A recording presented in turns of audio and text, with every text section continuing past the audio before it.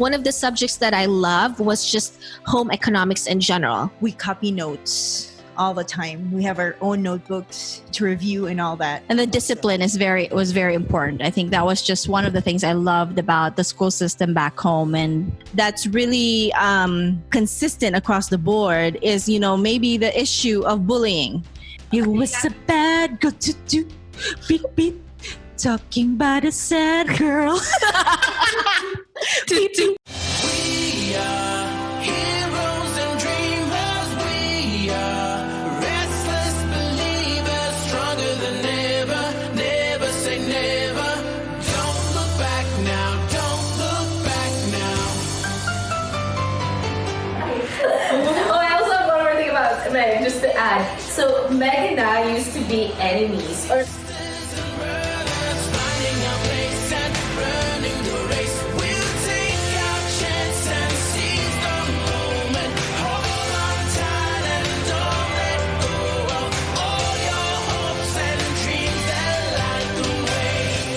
Ladies and gentlemen, it's a wrap.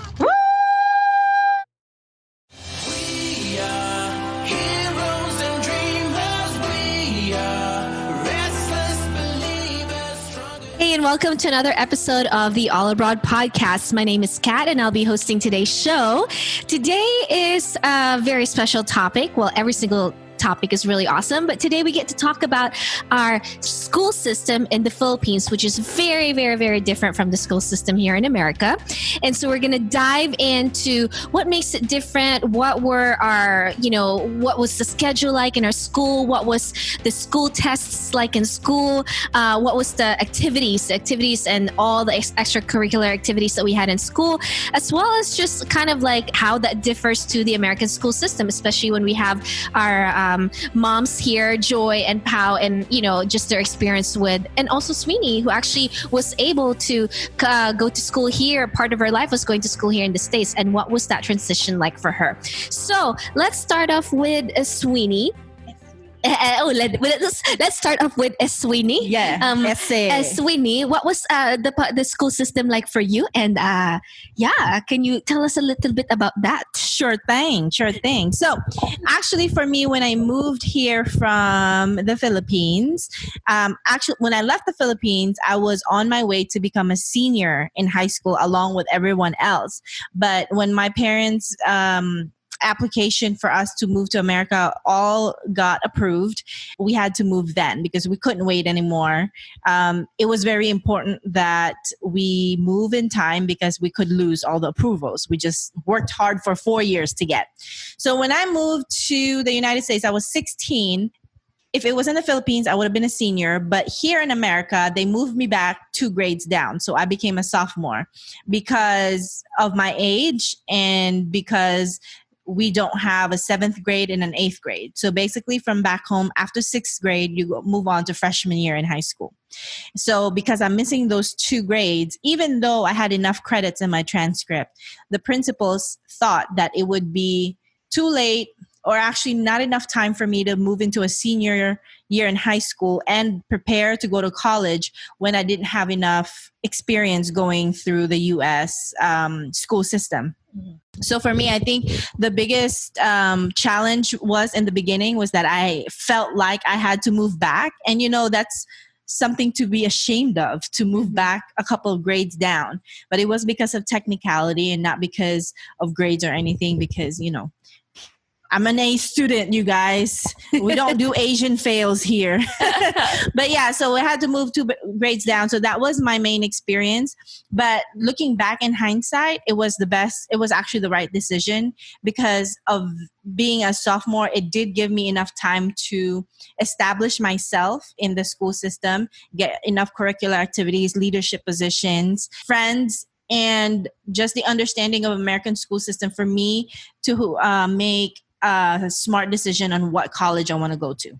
Nice. Yeah. So pretty much basically the setback was actually not a setback. It's almost like a setup for you to really establish yourself and make good relationships that set you up for success, really like being here in the States, right? Correct. Yeah, that's awesome. Thanks for sharing that. Pao, what's your favorite thing about our school system back at home in the Philippines? Favorite thing? Or what's one of the things that you felt like you learned over there that is very different from the school system over here?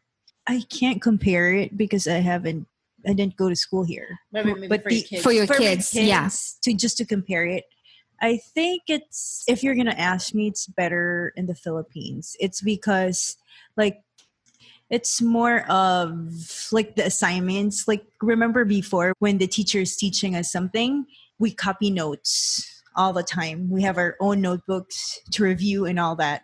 Here it's different. It's more of like they have just homeworks, but I don't know. For me, like with my son and my daughter, they would learn, but it's not Not very it's not detailed. detailed. Yes, I think in the Philippines it's more disciplined, and we're more afraid. Oh shoot, we're gonna fail. Our grades are so low. But here it's just It's kind of just a thing that you have to do, but there's not really much of an importance. I think what I'm trying to gather here is that what you're saying is over here, their homeworks, it's almost like here the kids, when it comes to homeworks, they're given a lot of like little handout stuff that they could fill out. Like it's like fill in the blank stuff or like stuff that they can work on, but it's already there in front of them. For us, we didn't really get a lot of handouts. It felt like everything that we had to do was we had to literally copy our teacher's notes every single day and take it home with us, and we had to review our own notes. And if we were absent from class, we had to borrow from other people's like notes to figure out what was learned in class. We didn't really have a lot of like those already done for you handouts, and all you got to do is fill out stuff, right? Yeah, awesome. How about you, Joy? What do you think about our childhood?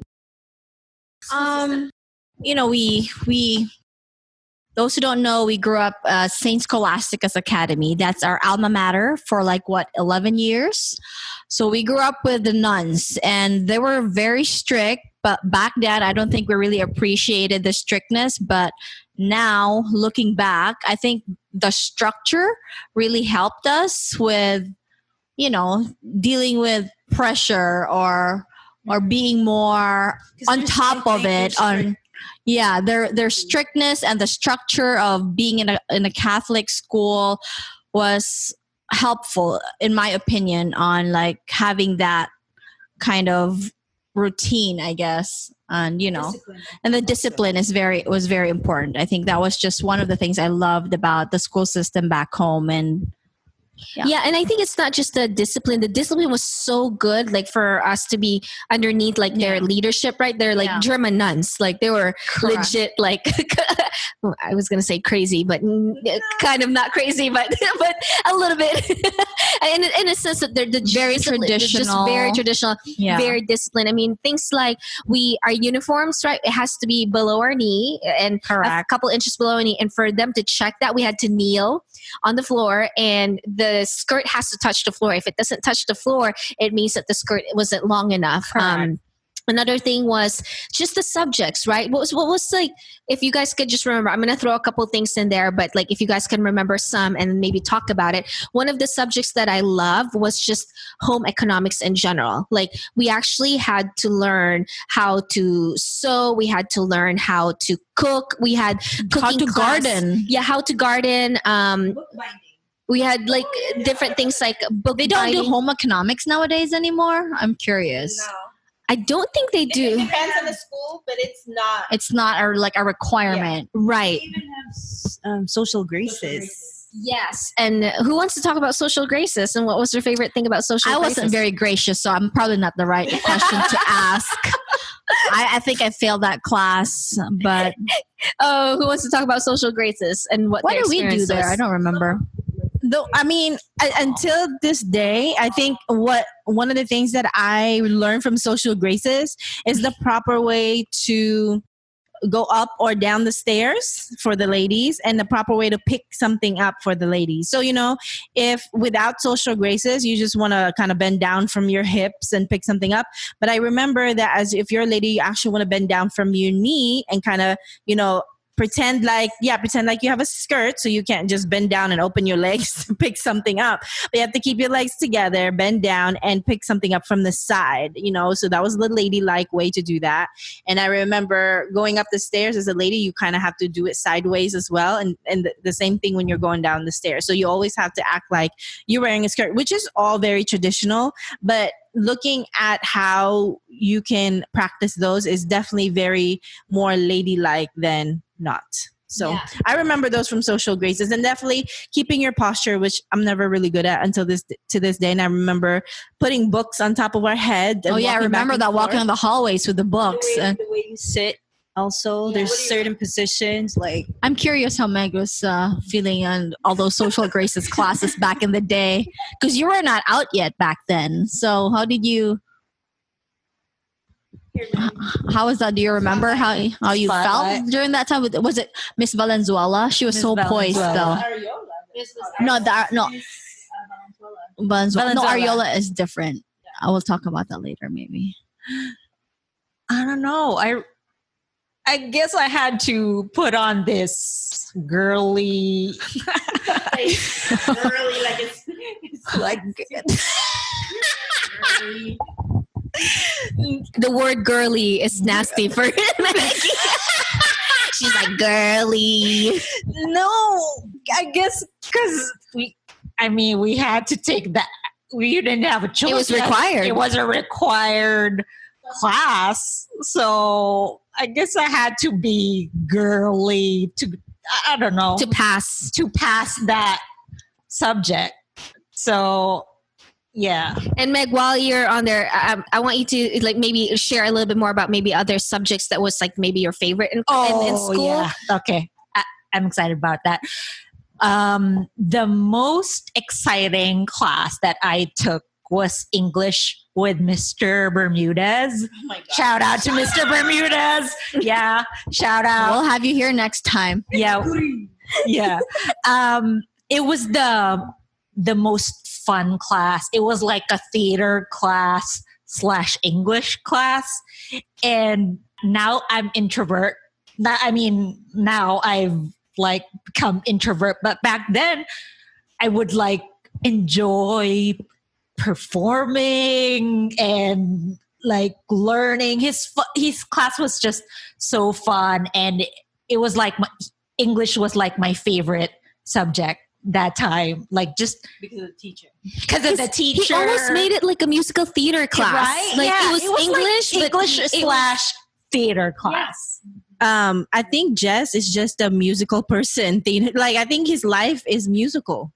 yeah, his life is musical. And maybe we would have the honor of having him on a podcast, and we would just have a blast. And that's another thing too. Oh, absolutely. I think one of the highlights here. Well, I'm going to highlight one thing there real quick, but before that, just going back into social graces because I don't want to forget what I loved about social graces. The one thing that I remember I at least like really learned really well was just setting the table properly for like a fine dining setting. Like that's something to me that was, again, coming from a middle class family. Remember like how it was always important for us to know how to like act properly, right? Like it's always important for us to be able to know how to kind of be in a setting where it's a little bit more formal, right? And that social graces was to me just the whole act of like them teaching us how to set the table formally. Again, was just something that I don't think I would have learned if I went to school here in the States. And now fast forward into just our teacher, Mr. Bermudez. I think what's special too about our culture there, right? And just how tightly knit our school system are and just the community is that now that we're adults, we are like friends with our teachers. And I don't really know. I mean, I'm sure there's people out there here in the States who keep in touch with their teachers, but we more than just keep in touch. Like we actually like are friends with them. Like Sweeney, I know you even went to visit. Can you tell us just a little bit something about that? Yes, for sure. I went to London maybe 4 years ago. And so I made a point to meet up or visit Mr. Bermudez, still I want to call him, but it's Jess, we're friends now. And he is still who he is, but I think like 10 times more. He doesn't have to be. He doesn't have to be be structured anymore. Yeah, like there's no nuns, that are trying to hold him down or hold him back. So he can be himself. And so I remember he picked me up, and he has, I forgot what kind of car he has. Was it a Beetle? No, it was something like it. Yeah, and then he has like a checkered car. And then the first thing he offered was if we want to turn on some music and sing along to it. And I don't know what music it was, but we started singing along to it. You can yeah, OPM, which is original Filipino music. He took me, to do different places, farmers market, etc. But when we got to his house, it definitely has his personality. All the color coordination, and then he's very showy, and not in a bad way, but like he made breakfast the next day, and it was all like laid out really nicely, and he wanted to take a picture before we eat. So that's very Jess for you. And I know this is going to put a smile in his ear when he finally gets to hear this podcast.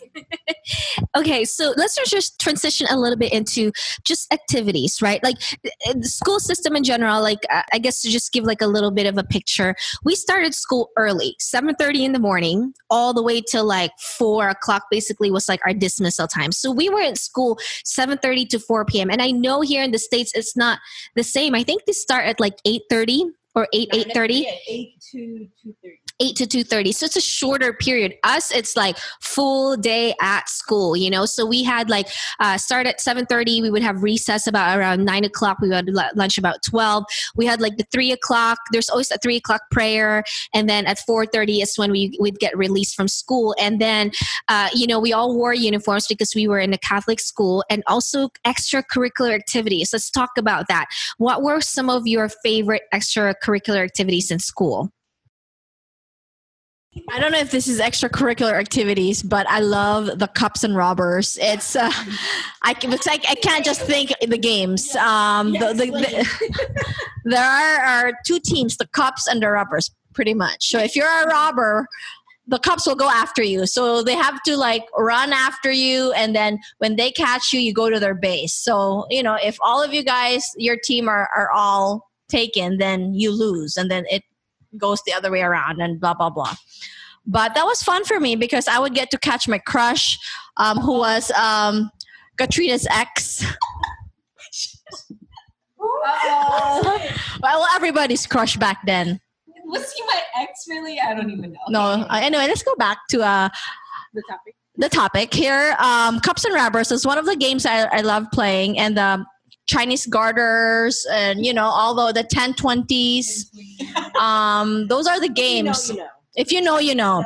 But extracurricular activities, I love the after school programs or the clubs. So because I go to Jess's club, that's my club, which is theater, thespian. So I love that part. We just acting, like he would create a scenario or a scene that we have to act out, and it was just so much fun. Yeah.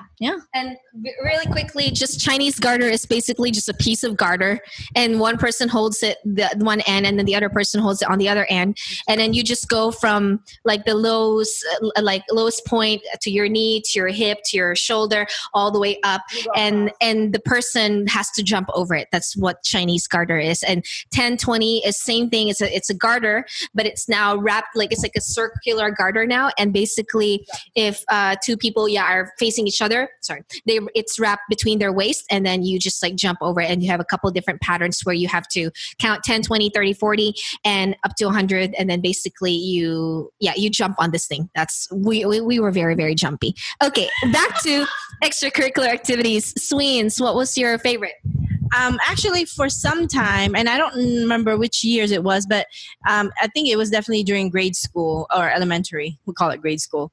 But I was learning piano lessons from one of the music building. We had a music building, and mostly nuns were teaching it. And I do remember being spanked by a ruler by when I play the wrong keys or something. But that didn't last long. But looking back, I wish I did. First of all, my mom made me, but I ended up enjoying it a little. But what wasn't enjoyable is that it made me miss my transportation service to go home a couple of times. So I ended up having to stop piano lessons because then, I won't have a way to go home after that. So piano lessons was great. And I think cheerleading, when it was the season for cheerleading, because I think it was only a season, when we practice in somebody's home and practice dancing and stuff like that, I think that was my favorite, was the dancing part. Mine is the dancing part, the field demonstration, linggo ng wika, those extracurricular activities we practice. I think that's the part that I really like about. You get to exercise and you get to sweat out and just have fun. Yeah, and the cheering, of course. Yeah. Our cheerleaders here, the best. Three Pete, right? Woo! Yeah, this is our cheerleader over here. Captain. Said it. Captain Cat. Captain Cat. All right, Meg. We used to throw her around up in the air. That's We don't have any men to the cats, or how do we do that? It was the big girls. I was part of the big girls crew. Who else? Lenny Lim. Kate Magno, I think, right? Lenny Lim. Can you grab the mic, Lynn? Strongest girls. I don't know if it's called big girls. The tall girls and the stronger Girls girls. and big girls. Yeah, it's I true. was part of that. Yeah, so strong girls, yeah. What was your favorite activity, Meg? For me, it was the thespian drama club with Jess. That was the most fun club. And yeah, cheering more of I was more of the yeller back then. And we're going to explain that. Yeah, go for it. Yeller. There were cheerleaders that were good with dancing, but I guess for the girls that had who were the loudest ones, I think I was part of that group, like doing the chants, the cheering chants. And Isn't that interesting that you were a yeller oh yeah, and you were loud, and then now I you're was saying you're an loud back- introvert? Yeah, I was loud back then, but not anymore. Meg, do you remember any of your cheers? Yeah, I was Whoopi Goldberg back then. Money, money, money, money, money. My name? It was a bad girl to do. Beep, beep. Talking about a sad girl. Beep, beep, beep, beep. Mr. Big Stuff. Who do you think you are, Mr. Big Stuff? You're never gonna get my love. But you did. Kind of like that. And I just remember I was the fat nun. We were Okay, just a couple things to unpack here because there's so much that just happened right there. Okay, so one is when it comes to cheerleading during we call it the academy days, right? Like we have it's a field demonstration during the academy days, and the field demonstration is literally that. It's a demonstration on the field of our skills and our talents as a batch. Remember a couple episodes ago, Sweeney said that a batch is basically just a term that we use instead of calling it the class of 2000, it's the batch of 2000s. So for us, the field demonstration is each and every single batch. So the freshman batch, the sophomore, junior, and senior have the chance to be able to show their skills on the field in front of the entire school body, and as well as like literally the neighboring schools and the families. It's like a huge deal, right?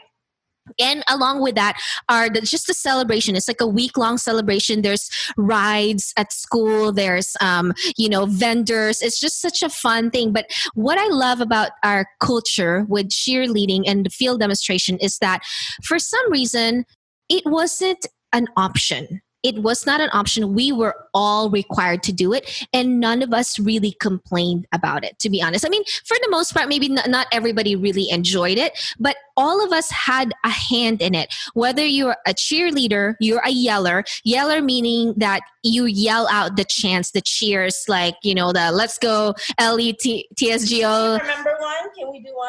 LETTSGO, grade school are hot to go. Hot to go. Hot to go.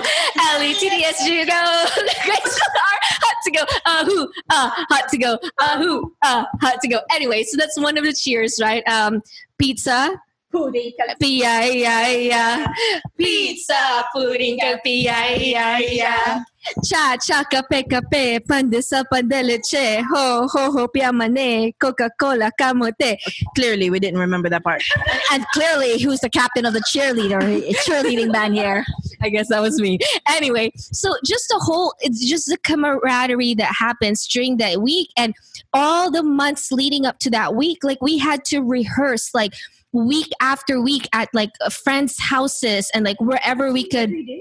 Oh, right. It was every day. Every We're- night after school. Every night after school. So we would go to school 7:30 to 4:30, and then after that we rehearsed our butts off. Like all of us at friends' houses at like a local neighborhood like subdivision gym or whatever, and we would just get together. And there's the yellers, and then there's the drummers. So the drummers were the one who would basically like drum the beat, right? And what I again just to reiterate, the beauty of that is that it really brought us all as a unit, and it made us as a batch like stronger. And just again, like I don't know why, like for me that's just such a big thing, because I know that here in the States it's not like that. It is so individualized here in the States, right? Yeah, and I think that's one of the things that was missing too when I went here.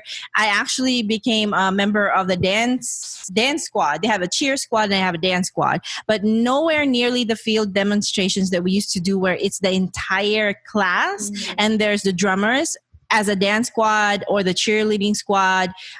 We just played songs on the radio. I mean, you know, coming from that Philippines, intricate camaraderie and unity and discipline and practice, to USA where it's, you know, sometimes a little bit of a shortcut, just not as difficult, which when it's not as difficult, it doesn't require so much work from everyone else. That was what was missing, in my opinion. I miss the academy days and the entire process. Yeah, because imagine like over 100 students coming together to rehearse like every single day. And compete with the other classes. Yes, and compete with the other. Yeah, so if you're a freshman, you're competing against all the rest, you know, this sophomores, seniors, and juniors. And also, I just really love how, not just with the Academy Day, we had these things where we call the initiations, right? Like, what do we do during initiation? Can anyone maybe shed a light on what initiation means? Anyone?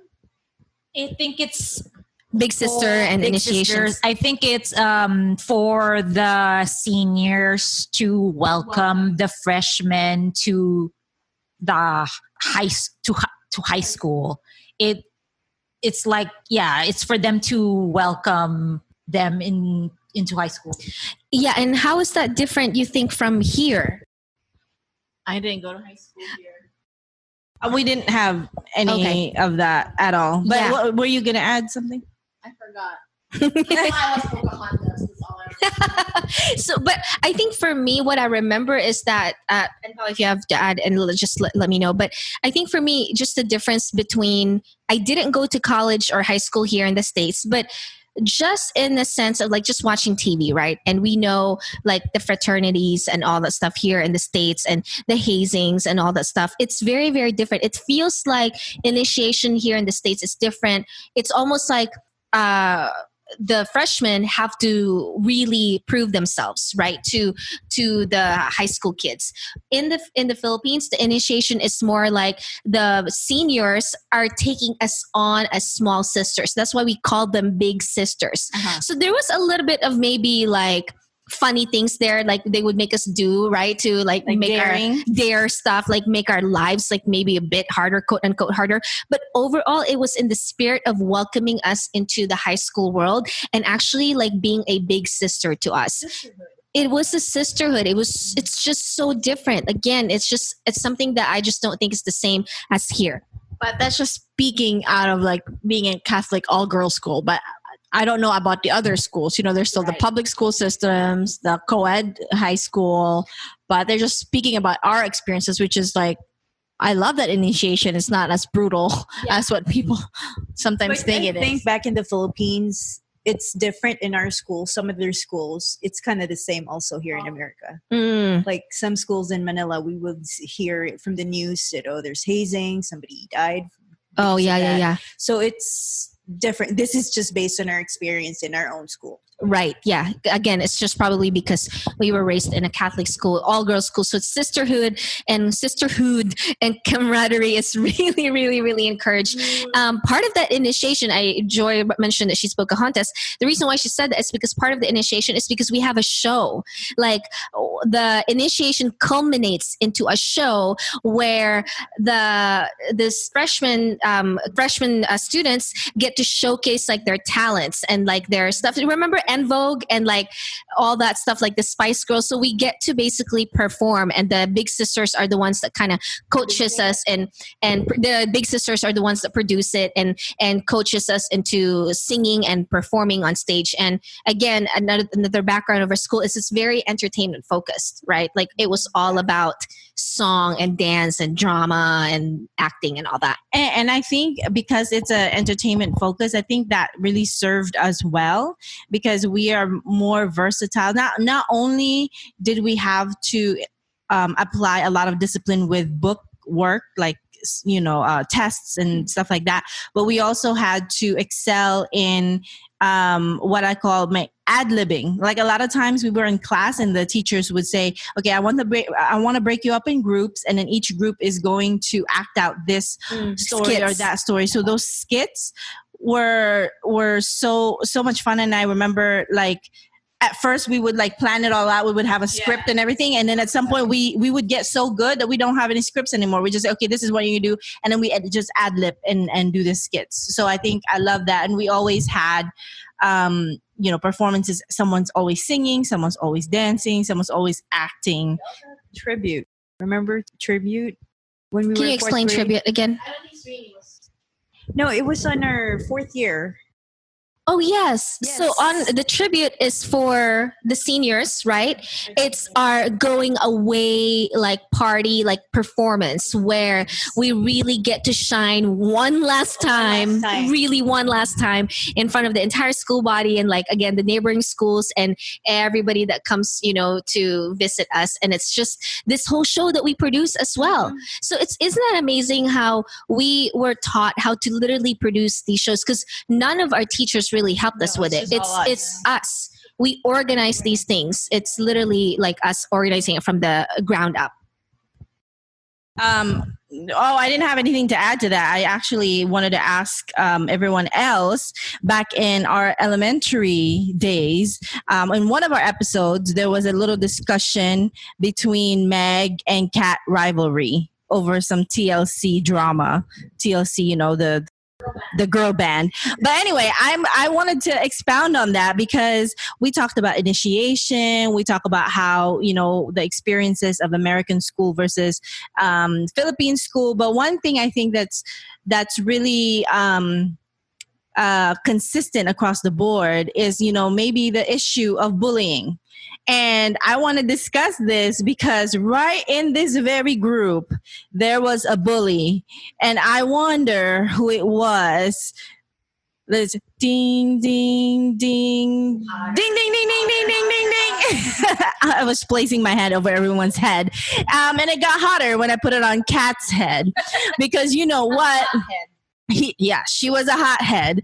Not anymore. You can see she's very sweet. So at some point there was a transition, but I do want to put Meg on the spotlight to just tell us what you remember Kat being a bully and what was she bullying about in elementary school?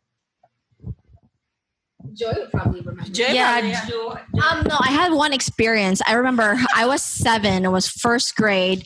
Kat was in my class, and I borrowed a pencil from her the day before, and I forgot to return it to her. And then I went home and I lost the pencil. And it was one of those pencil where it's like fancy magic pencil.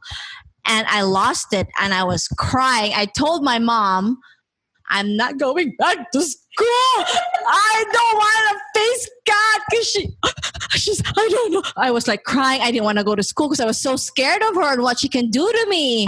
She can do I have no idea.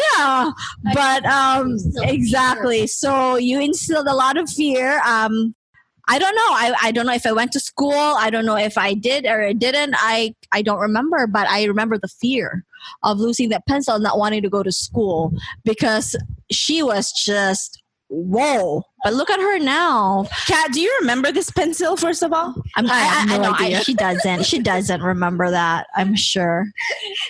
For the most part, I don't remember people that I've tortured, but I know that they probably remember. And guys, do you remember the movie Mean Girls where they were walking down the hallway and then everyone Yes. parted? That was Katrina. She formed a triangle and she was right in front and she was carrying her rabbit teddy bear, or not teddy and rabbit bear, but like a stuffed toy.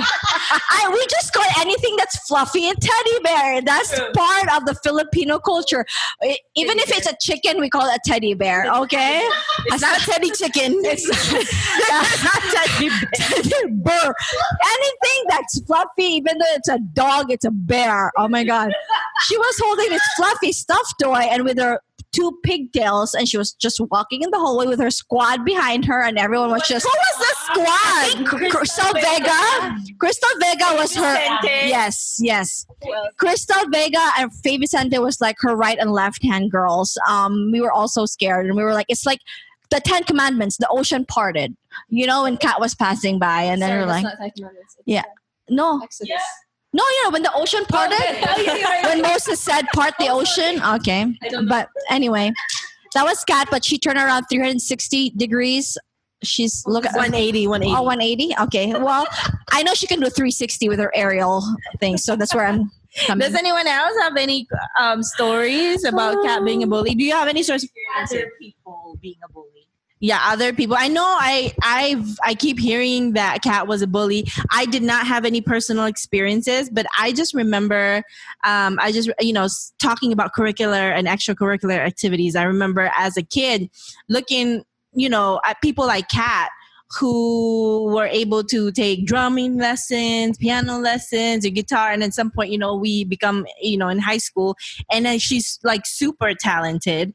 And so I think that's one thing, like I wish as a kid, I had more time to like take other classes as well. But Kat, so which one of those talents are you still talented at? Well, I guess what I really carried on forever until now is dance. It's something that I've always loved to do. Dance expanded into so many different things like aerial work and learning how to do martial arts and all of that really helps with acting too when you're really good with your, in tune with your body. And then the other thing is piano. Like I still play the piano and I still teach. And so those are the things that probably have stuck with me. But just really briefly going back into bullying, for every single one that I have hurt growing up. Physically, emotionally, or mentally. Emotionally. And I am really sorry because I didn't even realize how really horrible I was as a kid until I was 9 years old when I went to my parents and I visited them here in the States. And I got reunited with them for the summer. And then when I went back home, that was when I changed. I literally changed. Like it was like, I knew it. I felt it. I felt it because all of a sudden, like people actually became my friends, like actual friends. Before my 3rd grade, everybody was like, it was kind of crickets. Like every time I want to, aside from my posse, it was like, hey, who wants to go to lunch with me? Nobody wanted to go to lunch with me because everybody was afraid of me and I was mean to everybody. I was mean to even, we went to an all-girls Catholic school, but in elementary school, we had some boys in our school. When it came to high school, it was just all girls, but in the elementary school setting, we still had some boys in our school. And even the boys, I literally like would slap them. I would like beat them up. I just remember cops and robbers, and I would like be the fastest runner and I would run after the boys and like I would beat them. So tackle them. So I'm really sorry, but I did have a change of heart. And I really do think it's because I was, and it's not an excuse, but it is what it is.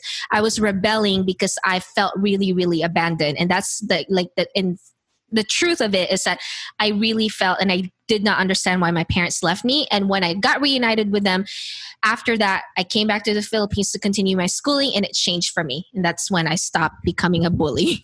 And I also thought at one of our earlier episodes, you mentioned how you were disciplined as a kid, where, you're kneeling in front of an altar with books, and you're kneeling on salt, and no one's explaining to you why you're being punished. So I think when I listened to what you were saying, and I knew we were going to talk about bullying, and so I put 2 and 2 together. Like that's got to be reason why you were bullying others is because you're channeling that frustration, this sort of animosity you're feeling at home for being punished, and then you're in turn going to school punishing others because that's, you don't know how to communicate, just like your people at home are not communicating with you. So I was like, oh, that's what it is. But I was waiting until this episode to convey that. Yeah, and so just as a message for parents out there, or guardians, anyone who's got a little kid or a child, even like teens with you that you are still caring for, if you see that your kids are acting up and your teenagers are acting up, a lot of it really has to do with love. Like, to be honest, it has to do with them not feeling loved. If they don't feel loved, they're going to act out in some way, shape, or form, whether that's bullying, drugs, lying, stealing, whatever, everything else. And also I want to point out with that, because I have a 9-year-old now, it's really hard for me to deal right now because it's all new. It's like, oh my gosh, he is a boy now. He's not like my little boy. You have to have a lot of patience because it's the part that he is going to be growing already as a teenager, preteen. So like before, when I interact with Isaiah, my son, it's just like, oh, hi, Isaiah. Like I still can control him, but now I can't. So like my only advice is a lot of patience for them. And if you have a chance, talk to them every time. Like just talk whatever, anything about life, about your childhood, because you need to interact with them so that someday when they're already grown up, they can open up their frustrations and they can tell you, oh mom, their secrets. Oh mom, this is what happened. So you have to talk to them, be patient, be very patient. You got to understand because they don't know what they're feeling. Yeah. Like perfect example, he was making faces to me, like he was doing that. And for me, it's like, why do you have to do that? And I got mad at him and he couldn't understand. He didn't do anything to me. He didn't talk back to me, but I got mad at him. So you really have to be patient and talk anything, just little things. And if you have time, give them time to play with them, just a little time. Because like me, I'm always busy. Cooking and all that, cleaning the house. A little bit of your time, they would be already. And if like after work, spend time with them. Spend time with your children. That's it. Yeah, that's really valuable. Attention. Yeah, lots of attention. Yeah. So just to kind of close it out, I just want to kind of go into, if you were to maybe change one thing about like your memories in childhood, like maybe activities that you feel like you missed out on, that you feel like you would have really benefited if you continued along with it, or maybe if you were given the chance to do something like that and help you out in your, later years, what would that be? This is Sweeney, but for me, I would definitely probably either stuck with piano or stuck with something that I could have the skills, trained skills, because now I dance, but I'm not trained. I'm a trained dancer. I can play something, but I'm not, so I wish I stuck around. And for any young ones listening out there, if you feel like your parents are making you, or I guess my point is, maybe one day when I have a kid, maybe I'll have like a negotiation with my kid. Okay, you do one thing I want you to do, then you pick whatever else you want to do, and I'll fund both. So at least I have something that I want them to do, and then they can choose another one that they want to do. So just something, because I think when they grow up, maybe they wish they could play the violin. Maybe they wish they could draw better. They wish they could dance better. So I wish I stuck to something and kept getting training. How about anyone else? Joy? Joy's it was happy. Perfect. Everything was perfect. No, I wish I was more athletic and focus more on sport, or chose a sport that I would be like good at. I was a runner or a track and field, but it wasn't really something that I carried over in my adult years. But yeah, I wish there was something I was really passionate about. But Joy did like a Spartan race. Oh, that's right. That's right. I guess. One time that was it. Bucket list. Yeah. How? She did. I think voice lessons. How I wish I can sing. That's it. Singing. Yeah, singing. I mean, yeah. That's it. And That's Meg? for me. What about you, Meg? I wish I could have done swimming Mm, if I had, if well financed. I enjoyed swimming and riding. yeah. Yeah. Mm.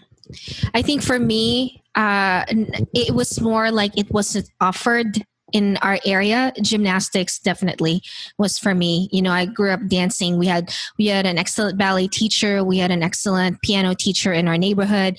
But there was not really anyone in our area because we were such a small city that offered gymnastics. And for me, as an adult here in the States that is pursuing all these movement, related career choices, gymnastics is something that probably would have served me really, really well. And it's something that we just did not have, and that's unfortunate. And so I think that the theme here, as far as just in closing, is that for our adults, right? I think that it's really never too late to, granted something like sports, right? If you really want to develop the skill, maybe as an adult, it's going to be harder, but you can still do it as a recreational thing. And not only does it make you happy if you do it as a recreational thing, it also makes you healthier. It builds up your ability to move and all that stuff. And, as we get older, it's just so much better to keep active anyway. And for the parents, if you're someone that actually has the means to be able to send your kids off into, whatever these activities are, voice lessons, piano lessons, for me, gymnastics, sports, riding, and swimming. If you are a parent who has the means, by all means, please really push your kids to do these things, because as adults, we know we're always going to say, I wish we stuck with ... right? But we didn't.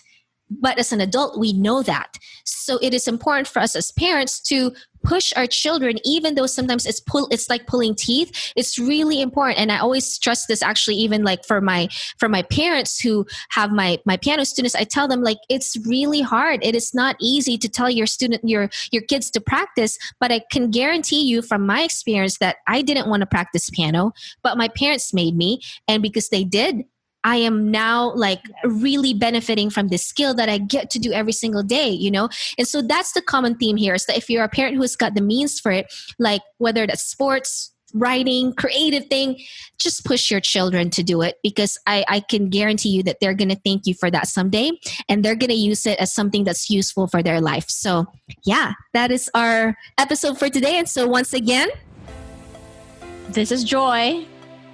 This is Sweeney. I'm Pao. I'm Meg. and I'm Kat, and we are your favorite Filipino friends, presenting to you the All Abroad Podcast! Woo! Yes. If you like today's episode, make sure you hit subscribe on YouTube and click the like button, and also rate us on iTunes. We hope that you share this episode with someone that you know who will love it, and we'll see you next time. Bye-bye.